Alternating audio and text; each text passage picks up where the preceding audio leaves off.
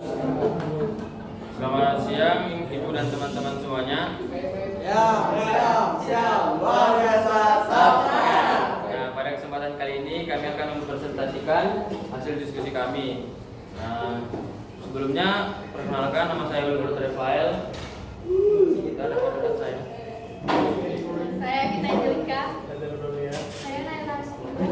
Saya Citra Sabila. Saya Ahmad Rafiadi.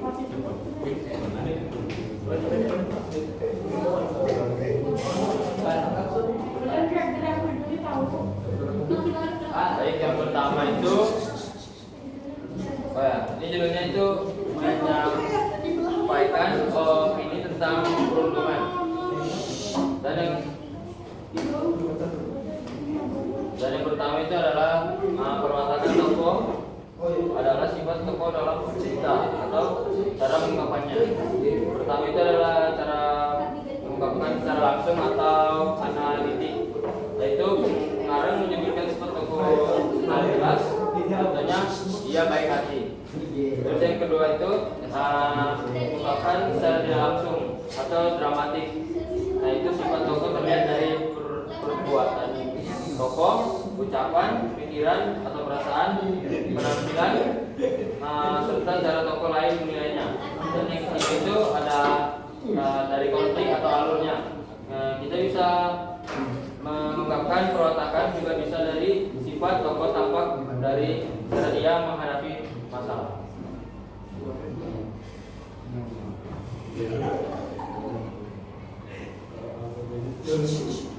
Yang selanjutnya mengenal istilah dari fenomena sosial.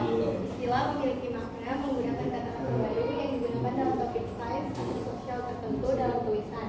Dengan format yang lebih baku, yang terkadang mendorong munculnya penggunaan kata atau istilah dalam bahasa asing. Istilah juga dikatakan sebagai pengganti kata.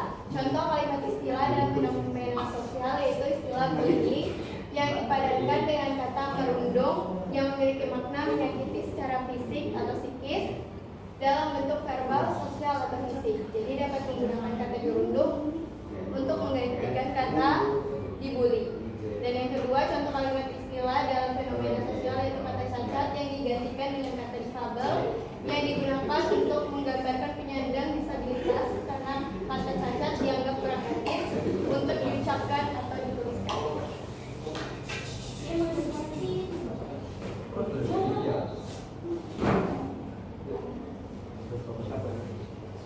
Yang selanjutnya adalah gunakan metode positif.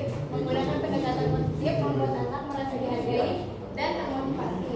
Pujian atas usaha dan progres mereka bisa menumbuhkan rasa percaya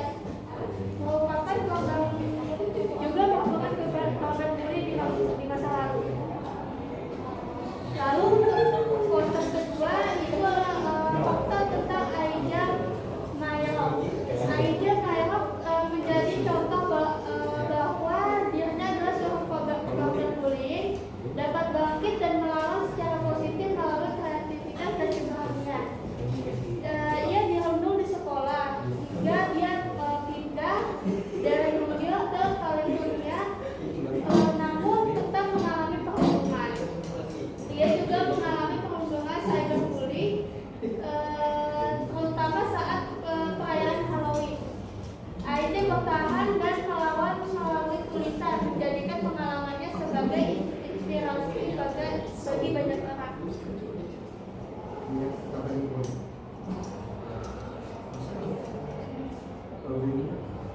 Selanjutnya ada penggunaan kata baca. Jadi maksudnya itu ada dua yang pertama itu menjelaskan makna kalimat dan mengatur interaksi pembaca. Terus yang kedua itu menghindari salah paham dan membuat tulisan lebih terstruktur. Jadi ini contoh-contohnya yang pertama ada titik. Jadi fungsi itu mengakhiri kalimat pertanyaan. Contoh ini pernyataan. Contoh saya sedang belajar. Yang kedua ada koma. Fungsi itu untuk memisahkan unsur dalam kata.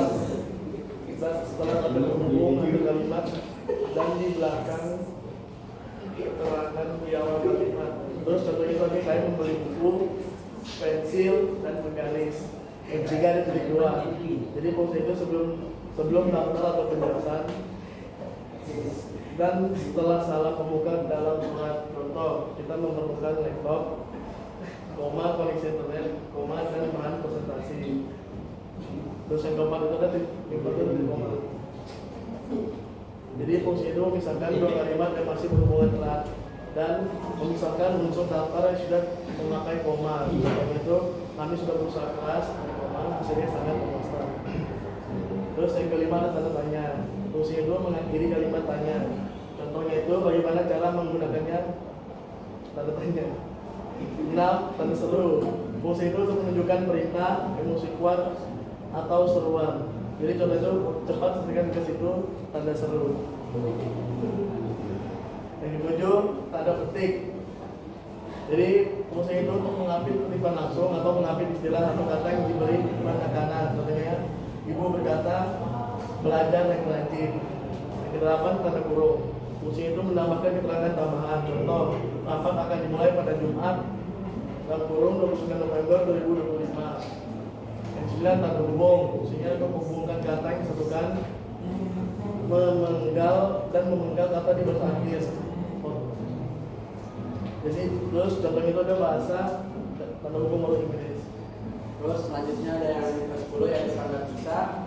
Fungsinya itu menentukan sisipan kalimat, menunjukkan tentang jumlah. Contohnya seperti apapun keputusanmu, tanda pisah. Kalau strip, aku mendukung. Terus yang ke-11, tips cepat kalimat lahir menggunakan tanda baca. Nah itu baca ulang dengan suara dalam hati. Kalau terasa berhenti, biasanya butuh koma atau titik. Lalu yang terakhir itu ada mendiskusikan tentang secara daring. Berdiskusi secara daring ini bukanlah suatu yang sulit melalui teknologi informasi dan internet. Beberapa orang yang berbeda dapat berdiskusi secara daring menggunakan aplikasi video konferensi yang kini tersedia tanpa harus bertatap muka.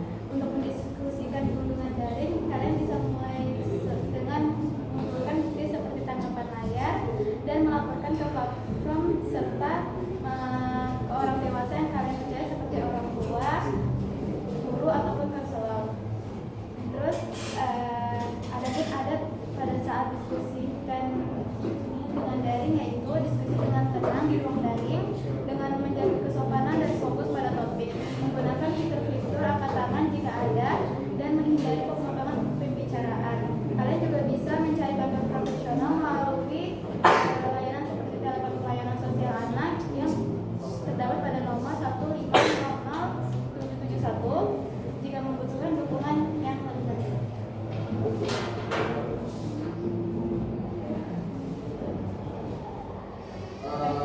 Mungkin itu saja dari kelompok kami, kurang lebihnya mohon dimaafkan. Itu saja. Assalamualaikum warahmatullahi wabarakatuh dan selamat siang ibu dan teman-teman sekalian. Siap, luar biasa.